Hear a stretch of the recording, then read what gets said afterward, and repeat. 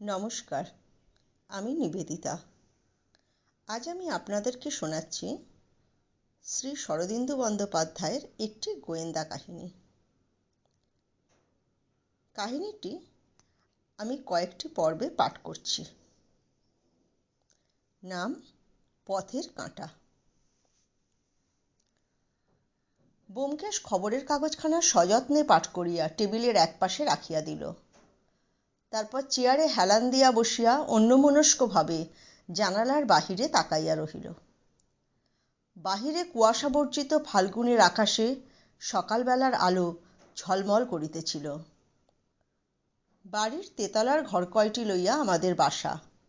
বসিবার ঘরটির গবাক্ষ পথে শহরের ও আকাশের একাংশ বেশ দেখা যায়। নিচে নবোদ্বুদ্ধ নগরীর কর্মকোলাহল আরম্ভ হইয়া গিয়াছে।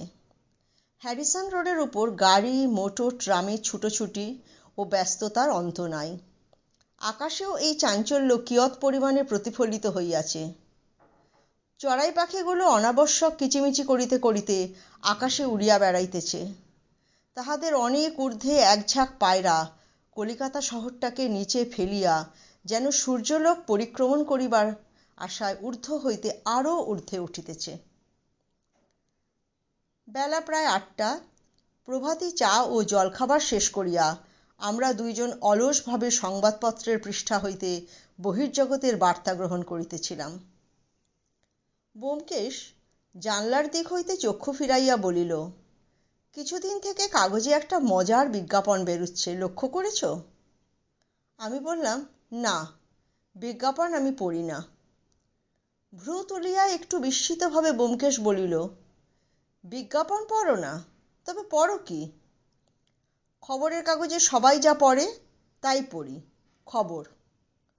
অর্থাৎ মাঞ্চুরিয়ার কার আঙুল কেটে গিয়ে রক্তপাত হয়েছে আর ব্রাজিলে কার একসঙ্গে 3টে ছেলে হয়েছে, এই পড়ো। ওসব পড়ে লাভ কি? সত্যিকারের খাঁটি খবর যদি পেতে চাও তাহলে বিজ্ঞাপন পড়ো। ব্যোমকেশ অদ্ভুত লোক, কিন্তু সে পরিচয় ক্রমশ প্রকাশ পাইবে। বাহির হইতে তাহাকে দেখিয়া বা তাহার কথা শুনিয়া একবারও মনে হয় না যে তাহার মধ্যে অসামান্য কিছু আছে। কিন্তু তাহাকে খোঁচা দিয়া, প্রতিবাদ করিয়া, একটু উত্তেজিত করিয়া দিতে পারিলে ভিতরকার মানুষটি কচ্ছপের মতো বাহির হইয়া আসে। সে স্বভাবত স্বল্পভাষী, কিন্তু ব্যঙ্গবিদ্রূপ করিয়া একবার তাহাকে চটাইয়া দিতে পারিলে তাহার ছুরির মতো শানিত ঝকঝকে বুদ্ধি সংকোচ ও সংযমের পর্দা ছিঁড়িয়া বাহির হইয়া পড়ে। তখন তাহার কথাবার্তা সত্যই শুনিবার মতো বস্তু হইয়া দাঁড়ায়। আমি খোঁচা দিবার লোভ সামলাইতে পারিলাম না। বলিলাম, ও তাই নাকি? কিন্তু খবরের কাগজওয়ালারা তাহলে ভারী শয়তান। সমস্ত কাগজখানা বিজ্ঞাপনে ভরে না দিয়ে কতকগুলো বাজে খবর ছাপিয়ে পাতা নষ্ট করে। ব্যোমকেশের দৃষ্টি প্রখর হইয়া উঠিল। সে বলিল, তাদের দোষ নেই। তোমার মতো লোকের চিত্তবিনোদন না করতে পারলে বেচারাদের কাগজ বিক্রি হয় না, তাই বাধ্য হয়ে ওইসব খবর সৃষ্টি করতে হয়। আসল কাজের খবর থাকে কিন্তু বিজ্ঞাপনে। দেশের কোথায় কি হচ্ছে, কে কি ফিকির বার করে দিনে দুপুরে ডাকাতি করছে, কে চোরাই মাল পাচার করবার নতুন ফন্দি আঁটছে, এইসব দরকারি খবর যদি পেতে চাও তো বিজ্ঞাপন পড়তে হবে। রয়টারের টেলিগ্রামে ওসব পাওয়া যায় না। আমি হাসিয়া বলিলাম, তা পাওয়া যায় না বটে, কিন্তু থাক, এবার থেকে না হয় বিজ্ঞাপনই পড়ব। কিন্তু তোমার মজার বিজ্ঞাপনটা কি শুনি? ব্যোমকেশ কাগজখানা আমার দিকে ছুড়িয়া দিয়া বলিল, পড়ে দেখো, দাগ দিয়ে রেখেছি। পাতা উল্টাইতে উল্টাইতে এক কোণে একটি অতি ক্ষুদ্র 3 লাইনের বিজ্ঞাপন দৃষ্টিগোচর হইল। লাল পেন্সিল দিয়া দাগ দেওয়া ছিল বলিয়াই চোখে পড়িল, নচেত খুঁজিয়া বাহির করিতে বিশেষ বেগ পাইতে হইত। পথের কাঁটা। যদি কেহ পথের কাঁটা দূর করিতে চান, শনিবার সন্ধ্যা 5:30টার সময় হোয়াইটওয়ে রেডলের দোকানের দক্ষিণ পশ্চিম কোণে ল্যাম্পপোস্টে হাত রাখিয়া দাঁড়াইয়া থাকিবেন। 2-3 বার পড়িয়াও বিজ্ঞাপনের মাথা মুন্ডু কিছুই বুঝিতে পারিলাম না। বিস্মিত হইয়া জিজ্ঞাসা করিলাম, ল্যাম্পপোস্টে হাত রেখে মোড়ের মাথায় দাঁড়ালেই পথের কাঁটা দূর হয়ে যাবে? এ বিজ্ঞাপনের মানে কি? আর পথের কাঁটাই বা কি বস্তু? ব্যোমকেশ বলিল, সেটা এখনো আবিষ্কার করতে পারিনি। বিজ্ঞাপনটা ৩ মাস ধরে ফি শুক্রবারে বার হচ্ছে। পুরনো কাগজ ঘাঁটলেই দেখতে পাবে। আমি বলিলাম, কিন্তু এ বিজ্ঞাপনের সার্থকতা কি? কোনো একটা উদ্দেশ্য নিয়েই তো লোকে বিজ্ঞাপন দিয়ে থাকে, এর তো কোনো মানেই হয় না। ব্যোমকেশ বলিল, আপাতত কোনো উদ্দেশ্য দৃষ্টিগোচর হচ্ছে না বটে, কিন্তু তাই বলে উদ্দেশ্য নেই বলা চলে না। অকারণে কেউ গাঁটের কড়ি খরচ করে বিজ্ঞাপন দেয় না। লেখাটা পড়লে একটা জিনিস সর্বাগ্রে দৃষ্টি আকর্ষণ করে। কি?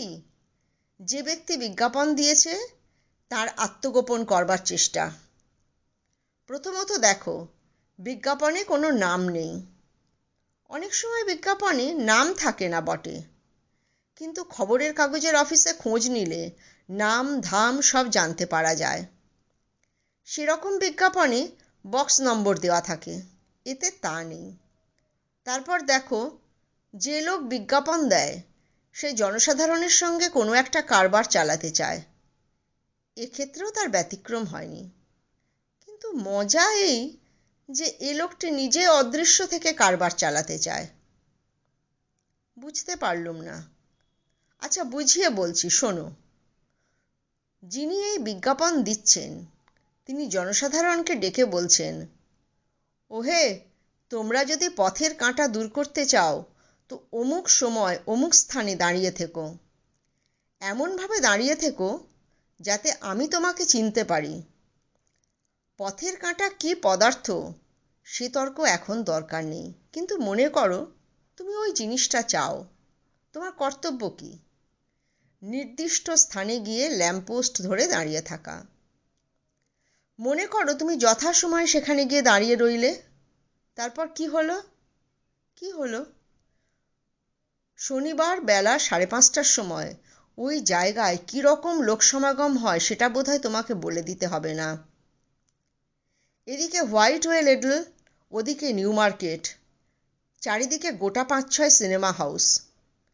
তুমি ল্যাম্পপোস্ট ধরে আধ ঘন্টা দাঁড়িয়ে রইলে আর লোকের ঠেলা খেতে লাগলে, কিন্তু যে আশায় গিয়েছিলে তা হলো না। কেউ তোমার পথের কাঁটা উদ্ধার করবার মহৌষধ নিয়ে হাজির হলো না। তুমি বিরক্ত হয়ে চলে এলে, ভাবলে ব্যাপারটা আগাগোড়া ভুয়ো। তারপর হঠাৎ পকেটে হাত দিয়ে দেখলে একখানি চিঠি কে ভিড়ের মধ্যে তোমার পকেটে ফেলে দিয়ে গেছে। তারপর তারপর আর কি? চোরে কামারে দেখা হলো না, অথচ শীতকাঠি তৈরি হবার বন্দোবস্ত হয়ে গেল। বিজ্ঞাপনদাতার সঙ্গে তোমার লেনদেনের সম্বন্ধ স্থাপিত হলো, অথচ তিনি কে, কীরকম চেহারা, তুমি কিছুই জানতে পারলে না। আমি কিছুক্ষণ চুপ করিয়া থাকিয়া বলিলাম, যদি তোমার যুক্তিধারাকে সত্যি বলেই মেনে নেওয়া যায় তাহলে কি প্রমাণ হয়? এই প্রমাণ হয় যে পথের কাঁটার সওদাগরটি নিজেকে অত্যন্ত সংগোপনে রাখতে চান, এবং যিনি নিজের পরিচয় দিতে এত সংকুচিত তিনি বিনয়ী হতে পারেন, কিন্তু সাধু লোক কখনোই নন। আমি মাথা নাড়িয়া বলিলাম, এ তোমার অনুমান মাত্র, একে প্রমাণ বলতে পারো না। ব্যোমকেশ উঠিয়া ঘরে পায়চারি করিতে করিতে কহিল, আরে অনুমানই তো আসল প্রমাণ। যাকে তোমরা প্রত্যক্ষ প্রমাণ বলে থাকো তাকে বিশ্লেষণ করলে কতকগুলো অনুমান বই আর কিছুই থাকে না। আইনে যে সার্কামস্টান্সিয়াল এভিডেন্স বলে একটা প্রমাণ আছে, সেটা কি? অনুমান ছাড়া আর কিছুই নয়, অথচ তারই জোরে কত লোক যাবজ্জীবন চলে যাচ্ছে। আমি চুপ করিয়া রহিলাম, মন হইতে সায় দিতে পারিলাম না। অনুমান যে প্রত্যক্ষ প্রমাণের সমকক্ষ হইতে পারে এ কথা সহজে মানিয়া লওয়া যায় না। অথচ ব্যোমকেশের যুক্তি খণ্ডন করাও কঠিন কাজ, সুতরাং নীরব থাকাই শ্রেয় বিবেচনা করিলাম। জানিতাম এই নীরবতায় সে আরও অসহিষ্ণু হইয়া উঠিবে এবং অচিরাৎ আরও জোরালো যুক্তি আনিয়া হাজির করিবে। একটা চড়াই পাখি কুটা মুখে করিয়া খোলা জানলার উপর আসিয়া বসিল এবং ঘাড় ফিরাইয়া ফিরাইয়া উজ্জ্বল ক্ষুদ্র চক্ষু দিয়া আমাদের পর্যবেক্ষণ করিতে লাগিল। ব্যোমকেশ হঠাৎ দাঁড়াইয়া পড়িয়া অঙ্গুলি নির্দেশ করিয়া বলিল, আচ্ছা, ওই পাখিটা কি চায় বলতে পারো? আমি চমকিত হইয়া বলিলাম, কি চায়? ও বোধহয় বাসা তৈরি করবার একটা জায়গা খুঁজছে। ঠিক জানো? কোনো সন্দেহ নেই? কোনো সন্দেহ নেই। দুই হাত পশ্চাতে রাখিয়া মৃদু হাস্যে ব্যোমকেশ বলিল, কি করে বুঝলে? প্রমাণ কি? প্রমাণ আর কি, ওর মুখে কুটো। কুটো থাকলেই প্রমাণ হয় যে বাসা বাঁধতে চায়? দেখিলাম ব্যোমকেশের ন্যায়ের প্যাঁচে পড়িয়া গিয়াছি। কহিলাম, না, তবে অনুমান, পথে এসো। এতক্ষণ তবে দেয়ালা করছিলে কেন? দেয়ালা করিনি, কিন্তু তুমি কি বলতে চাও চড়াই পাখি সম্বন্ধে যে অনুমান খাটে মানুষের বেলাতেও সেই অনুমান খাটবে? কেন নয়? তুমি যদি কুটো মুখে করে একজনের জানলায় উঠে বসে থাকো, তাহলে কি প্রমাণ হবে যে তুমি বাসা বাঁধতে চাও? না, তাহলে প্রমাণ হবে যে আমি একটা বদ্ধ পাগল। সে প্রমাণের দরকার আছে কি? ব্যোমকেশ হাসিতে লাগিল, বলিল, চটাতে পারবে না, কিন্তু কথাটা তোমার মানতেই হবে। প্রত্যক্ষ প্রমাণ বরং অবিশ্বাস করা যেতে পারে, কিন্তু যুক্তিসঙ্গত অনুমান একেবারে অমোঘ, তার ভুল হবার জো নেই। আমারও জিদ চড়িয়া গিয়াছিল। বলিলাম, কিন্তু ওই বিজ্ঞাপন সম্বন্ধে তুমি যেসব উদ্ভট অনুমান করলে, তা আমি বিশ্বাস করতে পারলুম না। ব্যোমকেশ বলিল, সে তোমার মনের দুর্বলতা। বিশ্বাস করবারও ক্ষমতা চাই। যা হোক, তোমার মতো লোকের পক্ষে প্রত্যক্ষ প্রমাণই ভালো। কাল শনিবার, বিকেলে কোনো কাজও নেই। কালই তোমার বিশ্বাস করিয়ে দেব। কিভাবে? আমাদের সিঁড়িতে পায়ের শব্দ শোনা গেল। ব্যোমকেশ উৎকর্ণ হইয়া শুনিয়া বলিল, অপরিচিত ব্যক্তি, প্রৌঢ়, মোটাসোটা, নাদুস নুদুস বললেও অত্যুক্তি হবে না। হাতে লাঠি আছে। কে ইনি? নিশ্চয়ই আমাদের সাক্ষাৎ চান, কারণ তেতলায় আমরা ছাড়া আর কেউ থাকে না, বলিয়া মুখ টিপিয়া হাসিল। বাহিরের দরজায় কড়া নড়িয়া উঠিল। ব্যোমকেশ ডাকিয়া বলিল, ভেতরে আসুন, দরজা খোলা আছে। দ্বার ঠেলিয়া একটি মধ্যবয়সী স্থূলকায় ভদ্রলোক প্রবেশ করিলেন। তাহার হাতে একটা মোটা মলক্কা বেতের রূপোর মুঠযুক্ত লাঠি, গায়ে কালো আলপাকার গলাবন্ধ কোট, পরিধানে কোঁচানো থান, গৌরবর্ণ সুশ্রী মুখে দাড়িগোঁফ কামানো, মাথার সম্মুখভাগ টাক পড়িয়া পরিষ্কার হইয়া গিয়াছে। তেতলার সিঁড়ি ভাঙিয়া হাঁপাইয়া পড়িয়াছিলেন, তাই ঘরে প্রবেশ করিয়া প্রথমটা কথা কহিতে পারিলেন না। পকেট হইতে রুমাল বাহির করিয়া মুখ মুছিতে লাগিলেন। ব্যোমকেশ মৃদু স্বরে আমাকে শুনাইয়া বলিল, অনুমান, অনুমান।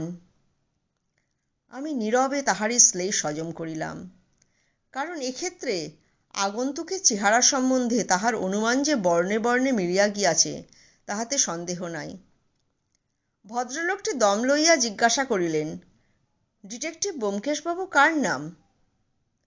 মাথার উপর পাখাটা খুলিয়া দিয়া একখানা চেয়ার নির্দেশ করিয়া ব্যোমকেশ বলিল, বসুন, আমারই নাম ব্যোমকেশ বক্সী, কিন্তু ওই ডিটেকটিভ কথাটা আমি পছন্দ করি না।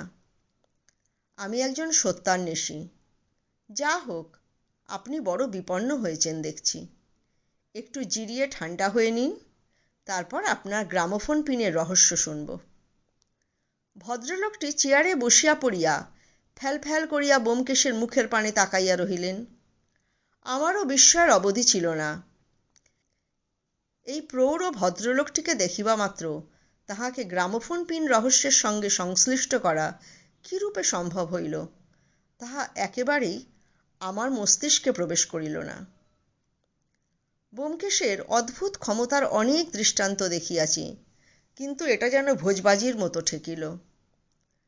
ভদ্রলোক অতি কষ্টে আত্মসম্বরণ করিয়া বলিলেন, আপনি আপনি জানলেন কি করে? সহাস্যে ব্যোমকেশ বলিল, অনুমান মাত্র। প্রথমত আপনি প্রৌঢ়, দ্বিতীয়ত আপনি সঙ্গতিপন্ন, তৃতীয়ত আপনি সম্প্রতি ভীষণ বিপদে পড়েছেন এবং শেষ কথা আমার সাহায্য নিতে চান। সুতরাং কথাটা অসম্পূর্ণ রাখিয়া ব্যোমকেশ হাত নাড়িয়া বুঝাইয়া দিল যে ইহার পর তাহার আগমনের হেতু আবিষ্কার করা শিশুর পক্ষেও সহজসাধ্য। এইখানেই বলিয়া রাখা ভালো যে কিছুদিন হইতে এই কলিকাতা শহরে যে অদ্ভুত রহস্যময় ব্যাপার ঘটিতেছিল এবং যাহাকে গ্রামোফোন পিনমিস্ট্রি নাম দিয়া শহরের দেশি বিলাতি সংবাদপত্রগুলি বিরাট হুলস্থুল বাঁধাইয়া দিয়াছিল, তাহার ফলে কলিকাতাবাসী লোকে মনে কৌতূহল, উত্তেজনা ও আতঙ্কের অবধি ছিল না। সংবাদপত্রের রোমাঞ্চকর ও ভীতিপ্রদ বিবরণ পাঠ করিবার পর চায়ের দোকানের জল্পনা উত্তেজনায় একেবারে দড়ি ছেঁড়া হইয়া উঠিয়াছিল এবং গৃহ হইতে পথে বাহির হইবার পূর্বে প্রত্যেক বাঙালি গৃহস্থেরই গায়ে কাঁটা দিতে আরম্ভ করিয়াছিল। ব্যাপারটা এই, মাস দেড়েক পূর্বে সুকিয়া স্ট্রিট নিবাসী জয়হরি সান্যাল নামক জনৈক প্রৌঢ় ভদ্রলোক প্রাতঃকালে কর্নওয়ালিস স্ট্রিট দিয়া পদব্রজে যাইতেছিলেন। রাস্তা পার হইয়া অন্য ফুটপাতে যাইবার জন্য তিনি যেমনি পথে নামিয়াছেন অমনি হঠাৎ মুখ থুবড়িয়া পড়িয়া গেলেন। সকালবেলা রাস্তায় লোকজনের অভাব ছিল না। সকলে মিলিয়া তাহাকে ধরাধরি করিয়া তুলিয়া আনিবার পর দেখিল তাহার দেহে প্রাণ নাই। হঠাৎ কিসে মৃত্যু হইল অনুসন্ধান করিতে গিয়া চোখে পড়িল যে তাহার বুকের উপর এক বিন্দু রক্ত লাগিয়া আছে, আর কোথাও আঘাতের কোনো চিহ্ন নাই। পুলিশ অপমৃত্যু সন্দেহ করিয়া লাশ হাসপাতালে পাঠাইয়া দিল। সেখানে মরণোত্তর পরীক্ষায় ডাক্তার এক অদ্ভুত রিপোর্ট দিলেন। তিনি লিখিলেন, মৃত্যুর কারণ হৃৎপিণ্ডের মধ্যে একটি গ্রামোফোনের পিন বিঁধিয়া আছে। কেমন করিয়া এই পিন হৃৎপিণ্ডে প্রবেশ করিল তাহার কৈফিয়তে বিশেষজ্ঞ অস্ত্রচিকিৎসক লিখিলেন, বন্দুক অথবা ওই জাতীয় কোনো যন্ত্র দ্বারা নিক্ষিপ্ত এই পিন মৃতের সম্মুখ দিক হইতে বক্ষের চর্ম ও মাংস ভেদ করিয়া মর্মস্থানে প্রবেশ করিয়াছে এবং মৃত্যুও প্রায় সঙ্গে সঙ্গে হইয়াছে। এই ঘটনা লইয়া সংবাদপত্রে বেশ একটু আন্দোলন হইল এবং মৃত ব্যক্তির একটি সংক্ষিপ্ত জীবনচরিতও বাহির হইয়া গেল। ইহা হত্যাকাণ্ড কিনা এবং যদি তাই হয় তবে কিরূপে ইহা সংগঠিত হইল তাহা লইয়া অনেক গবেষণা প্রকাশিত হইল। কিন্তু একটা কথা কেহই পরিষ্কার করিয়া বলিতে পারিলেন না, এই হত্যার উদ্দেশ্য কি এবং যে হত্যা করিয়াছে তাহার ইহাতে কি স্বার্থ। সরকারের পুলিশ যে ইহার তদন্তভার গ্রহণ করিয়াছেন তাহাও কাগজে প্রকাশ পাইল। চায়ের দোকানের কাজীরা ফতোয়া দিলেন যে ও কিছু নয়, লোকটার হার্ট ফেল করিয়াছিল, কিন্তু উপস্থিত ভালো সংবাদের দুর্ভিক্ষ ঘটায় কাগজওয়ালারা এই নূতন ফন্দি বাহির করিয়া তিলকে তাল করিয়া তুলিয়াছে। ইহার দিনাষ্টেক পরে শহরের সকল সংবাদপত্রে 1.5 ইঞ্চি টাইপে যে সংবাদ বাহির হইল তাহাতে কলিকাতার ভদ্র বাঙালি সম্প্রদায় উত্তেজনায় খাড়া হইয়া উঠিয়া বসিলেন। চায়ের বৈঠকে ত্রিকালজ্ঞ ঋষিদের তৃতীয় নয়ন একেবারে বিস্ফারিত হইয়া খুলিয়া গেল। এত প্রকার গুজব, আন্দাজ ও জনশ্রুতি জন্মগ্রহণ করিল যে বর্ষাকালে ব্যাঙের ছাতাও বোধ করি এত জন্মায় না। দৈনিক কালকেতু লিখিল, আবার গ্রামোফোন পিন, অদ্ভুত রোমাঞ্চকর রহস্য, কলিকাতার পথঘাট নিরাপদ নয়। কালকেতুর পাঠকগণ জানেন, কয়েকদিন পূর্বে জয়হরি সান্যাল পথ দিয়া যাইতে যাইতে হঠাৎ পড়িয়া গিয়া মৃত্যুমুখে পতিত হন। পরীক্ষার পর তাহার হৃৎপিণ্ড হইতে একটি গ্রামোফোন পিন বাহির হয় এবং ডাক্তার উহাই মৃত্যুর কারণ বলিয়া নির্দেশ করেন। আমরা তখনই সন্দেহ করিয়াছিলাম যে ইহা সাধারণ ব্যাপার নয়, ইহার ভিতরে একটা ভীষণ ষড়যন্ত্র লুক্কায়িত আছে। আমাদের সেই সন্দেহ সত্যে পরিণত হইয়াছে। গতকাল্য অনুরূপ আরেকটি লোমহর্ষক ব্যাপার ঘটিয়াছে। কলিকাতার বিখ্যাত ধনী ব্যবসায়ী কৈলাসচন্দ্র মৌলিক কল্য অপরাহ্নে প্রায় 5:30 ঘটিকার সময় মোটরে চড়িয়া গড়ের মাঠের দিকে বেড়াইতে গিয়াছিলেন। রেড রোডের কাছে গিয়া তিনি মোটর থামাইয়া পদব্রজে বেড়াইবার জন্য যে গাড়ি হইতে অবতরণ করিয়া কিছু দূর গিয়াছেন, অমনি উফ শব্দ করিয়া মাটিতে পড়িয়া গেলেন। তাহার সোফার ও রাস্তার অন্যান্য লোক মিলিয়া তাড়াতাড়ি তাহাকে আবার গাড়িতে তুলিল, কিন্তু তিনি আর তখন জীবিত নাই। এই আকস্মিক দুর্ঘটনায় সকলেই হতবুদ্ধি হইয়া গিয়াছিল, কিন্তু সৌভাগ্যক্রমে অল্পকাল মধ্যেই পুলিশ আসিয়া পড়িল। কৈলাসবাবুর গায়ে সিল্কের পাঞ্জাবি ছিল। পুলিশ তাহার বুকের কাছে এক বিন্দু রক্তের দাগ দেখিয়া অপঘাত মৃত্যু সন্দেহ করিয়া তৎক্ষণাৎ লাশ হাসপাতালে পাঠাইয়া দেয়। সব ব্যবচ্ছেদকারী ডাক্তারের রিপোর্টে প্রকাশ যে কৈলাসবাবুর হৃৎপিণ্ডে একটি গ্রামোফোন পিন আটকাইয়া আছে। এই পিন তাহার সম্মুখ দিক হইতে নিক্ষিপ্ত হইয়া হৃৎপিণ্ডে প্রবেশ করিয়াছে। স্পষ্ট বুঝা যাইতেছে যে ইহা আকস্মিক দুর্ঘটনা নহে। একদল ক্রূরকর্মা নরঘাতক কলিকাতা শহরে আবির্ভূত হইয়াছে। ইহারা কে এবং কি উদ্দেশ্যে শহরের গণ্যমান্য ব্যক্তিদিগকে খুন করিতে আরম্ভ করিয়াছে তাহা অনুমান করা কঠিন। সর্বাপেক্ষা আশ্চর্য ইহাদের হত্যা করিবার প্রণালী। কোথা হইতে কোন অস্ত্রের সাহায্যে ইহারা হত্যা করিতেছে তাহা গভীর রহস্যে আবৃত। কৈলাসবাবু অতিশয় হৃদয়বান ও অমায়িক প্রকৃতির লোক ছিলেন। তাহার সহিত কাহারও শত্রুতা থাকা সম্ভব বলিয়া মনে হয় না। মৃত্যুকালে তাহার বয়ঃক্রম মাত্র 48 বৎসর হইয়াছিল। কৈলাসবাবু বিপত্নিক ও অপুত্রক ছিলেন। তাহার একমাত্র কন্যাই তাহার সম্পত্তির উত্তরাধিকারিণী। আমরা কৈলাসবাবুর শোক সন্তপ্ত কন্যা ও জামাতাকে আমাদের আন্তরিক সহানুভূতি জানাইতেছি। পুলিশ সজোরে তদন্ত চালাইয়াছে। প্রকাশ যে কৈলাসবাবুর সোফার কালী সিংকে সন্দেহের উপর গ্রেপ্তার করা হইয়াছে। অতঃপর 2 হপ্তা ধরিয়া খবরের কাগজে খুব হইচই চলিল। পুলিশ সবেগে অনুসন্ধান চালাইতে লাগিল এবং অনুসন্ধানের বেগে বোধ করি গলদঘর্ম হইয়া উঠিল। কিন্তু অপরাধী ধরা পড়া দূরের কথা, গ্রামোফোন পিনের জমাট রহস্য অন্ধকারের ভিতরে আলোকের রশ্মিটুকু পর্যন্ত দেখা গেল না। 15 দিনের মাথায় আবার গ্রামোফোন পিন দেখা গেল। এবার তাহার শিকার সুবর্ণবণিক সম্প্রদায়ের একজন ধনাঢ্য মহাজন, নাম কৃষ্ণদয়াল লাহা। ধর্মতলা ও ওয়েলিংটন স্ট্রিটের চৌমাথা পার হইতে গিয়া ইনি ভূপতিত হইলেন, আর উঠিলেন না। সংবাদপত্রে যে বিরাট রই রই আরম্ভ হইল তাহা বর্ণনার অতীত। পুলিশের অক্ষমতা সম্বন্ধেও সম্পাদকীয় মন্তব্য তীব্র ও নিষ্ঠুর হইয়া উঠিল। কলিকাতার অধিবাসীদিগের বুকের উপর ভূতের ভয়ের মতো একটা বিভীষিকা চাপিয়া বসিল। বৈঠকখানায়, চায়ের দোকানে, রেস্তোরাঁ ও ড্রয়িং রুমে অন্য সকল প্রকার আলোচনা একেবারে বন্ধ হইয়া গেল। তারপর দ্রুত অনুক্রমে আরও 2টি অনুরূপ খুন হইয়া গেল। কলিকাতা শহর বিহ্বল পক্ষাঘাতগ্রস্তের মতো অসহায়ভাবে পড়িয়া রহিল। এই অচিন্তনীয় বিপদপাতে কি করিবে, কেমন করিয়া আত্মরক্ষা করিবে কিছুই যেন ভাবিয়া পাইল না। বলা বাহুল্য, ব্যোমকেশ এই ব্যাপারে গভীরভাবে আকৃষ্ট হইয়াছিল। চোর ধরা তাহার পেশা এবং এই কাজে সে বেশ একটু নামও করিয়াছে। ডিটেকটিভ শব্দটার প্রতি তাহার যতই বিরাগ থাক, বস্তুত সে যে একজন বেসরকারি ডিটেকটিভ ভিন্ন আর কিছুই নহে তাহা সে মনে মনে ভালো রকমই জানিত। তাই এই অভিনব হত্যাকাণ্ড তাহার সমস্ত মানসিক শক্তিকে উদ্দীপ্ত করিয়া তুলিয়াছিল। ইতিমধ্যে বিভিন্ন অকুস্থানগুলি আমরা 2 জনে মিলিয়া দেখিয়াও আসিয়াছিলাম। ইহার ফলে ব্যোমকেশ কোনো নূতন জ্ঞানলাভ করিয়াছিল কিনা জানি না, করিয়া থাকিলেও আমাকে কিছু বলে নাই। কিন্তু গ্রামোফোন পিন সম্বন্ধে সে যেখানে যেটুকু সংবাদ পাইত তাহাই সযত্নে নোটবুকে টুকিয়া রাখিত। বোধ হয় তাহার মনে মনে ভরসা ছিল যে একদিন এই রহস্যের একটা ছিন্ন সূত্র তাহার হাতে আসিয়া পড়িবে। তাই আজ যখন সত্য সত্যই সূত্রটি তাহার হাতে আসিয়া পৌঁছিল, তখন দেখিলাম বাহিরে শান্ত সংযত ভাব ধারণ করিলেও ভিতরে ভিতরে সে ভয়ানক উত্তেজিত ও অধীর হইয়া উঠিয়াছে।